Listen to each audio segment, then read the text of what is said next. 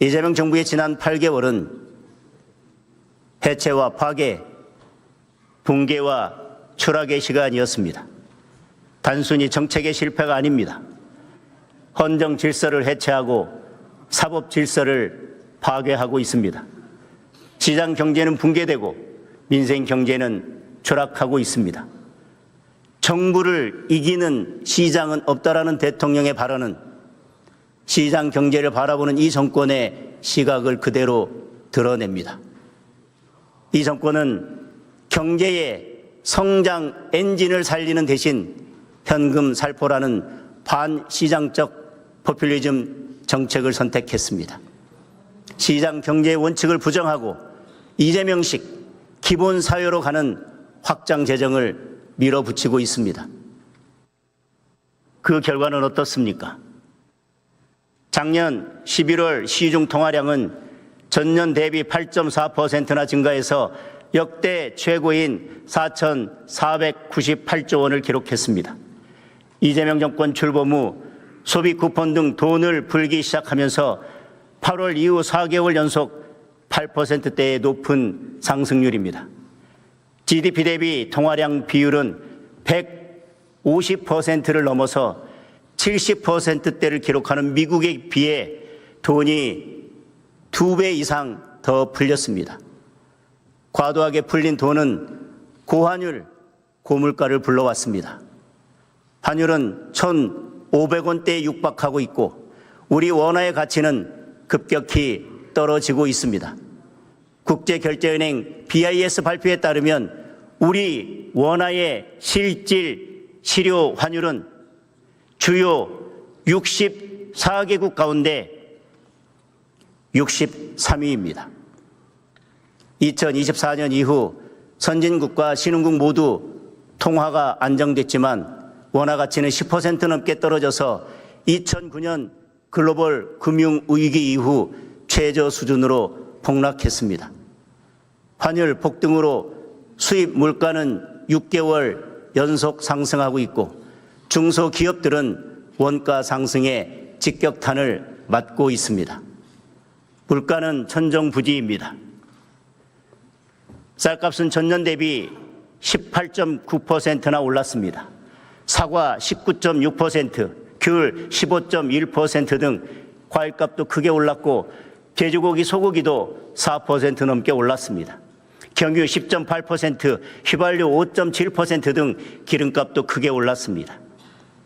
삼겹살, 김밥, 쌀국수 같은 서민 외식 물가도 5%대의 높은 인상률을 기록했습니다.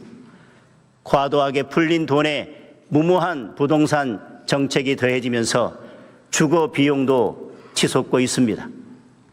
지난달 서울 아파트 평균 매매 가격은 1년 전보다 무려 19.3%나 오른 15억 2,162만 원을 기록했습니다. 평균 전세 가격도 6억 6,948만 원으로 1년 전보다 5.8%나 뛰었습니다. 월세가 급격히 늘어 주택월세 비중이 62.7%까지 치솟았고 서울 아파트 월세 가격은 1년 사이에 13만 원 이상 올라 평균 147만 6천 원을 기록했습니다. 집을 팔기도 어렵고 사기는 더 어렵고 전세는 사라지고 월세는 폭등하는 3중 4중의 부동산 대란이 벌어지고 있습니다. 그런데도 이재명 대통령은 틈만 나면 추경을 거론하며 돈을 더 풀 궁리만 하고 있습니다.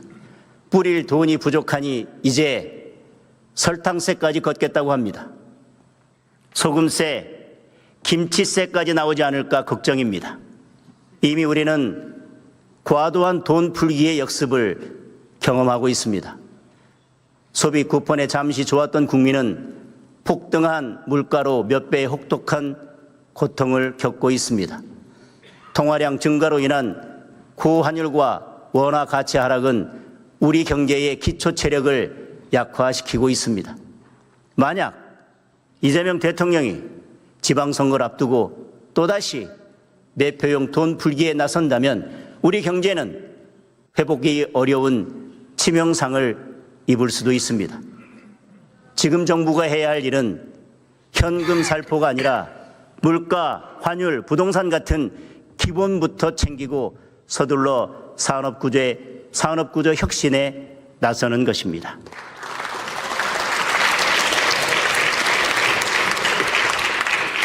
국민 여러분, 일자리 문제는 더욱 심각합니다.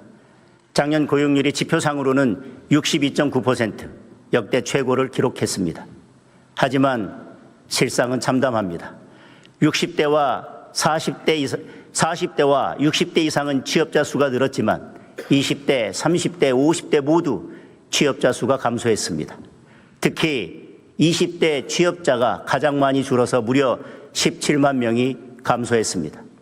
15세에서 29세 청년 고용률은 45%로 20개월 연속 하락했고 구직을 포기한 그냥 쉬었음 청년이 70만 명을 훌쩍 넘었습니다.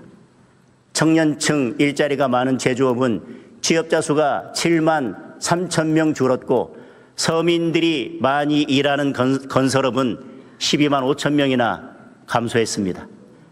노년층 취업이 대폭 늘어 착시 현상이 발생했을 뿐 실제로는 고용 절벽에 가깝습니다. 일자리는 기업이 만듭니다. 기업이 마음껏 뛰지 못하고 규제에 발목이 잡혀 있으니 일자리를 만들지 못하고 있는 것입니다. 그런데도 이재명 정권은 자본을 약탈자로 보는 경제관, 기업을 근로자의 적으로 보는 노사관에서 벗어나지 못하고 있습니다. 민주당이 밀어붙인 노란봉투법이 3월 10일 시행됩니다. 노조가 불법 파업을 해도 기업은 속수무책이 됩니다. 공장을 늘리거나 생산 라인을 변경하는 경영 전략도 노조가 마음만 먹으면 파업의 대상이 될 수 있습니다. 대기업은 수천 개에 달하는 협력업체 노조들과 1년 내내 단체 교섭을 해야 할 판입니다. 이미 민주노총 금속노조 소속 하청업체 100여 곳이 법도 시행되기 전에 원청업체의 단체 교섭을 요구하고 나섰습니다. 민주노총은 정부와 공공기관 산하 공무직과 용역 근로자 노조의 원청 직접 교섭 지침을 내린다고 합니다. 각 부처 장관들을 협상 테이블에 불러앉히겠다는 것입니다. 이런 마당에 어느 기업이 투자를 늘리고 일자리를 늘릴 수 있겠습니까? 한국에서 철수할 수 있다라는 주한 유럽 상공회의소의 입장문이 현실로 다가올 수도 있습니다. 이재명 정권은 강력한 자사주 소각을 담은 3차 상법 개정도 추진하고 있습니다. 소액주주 권익 보호는 당연히 필요하지만 자금 여력과 대응 수단이 부족한 중소, 중견 기업들은 경영 불안을 걱정할 수밖에 없습니다. 특수고용, 프리랜서 등 플랫폼 노동자를 보호하겠다면서 근로자 추정제를 담은 근로기준법 개정도 추진한다고 합니다. 인건비 부담이 가중되어 소비자 물가 인상으로 이어지고 신규 투자와 고용이 위축될 것이라는 우려가 나오고 있습니다. 기업에 손발을 묶으면 일자리는 당연히 줄어듭니다. 빈대 잡으려고 초가삼간 태울 수는 없습니다. 국민의힘은 노란봉투법 시행을 1년 유예하는 개정안을 당론으로 발의했습니다. 상법과 근로기준법도 변화하는 현실에 맞춰서 근로자를 보호하면서도 기업의 어려움을 줄이는 방향으로 대안을 마련하겠습니다. 존경하는 국민 여러분,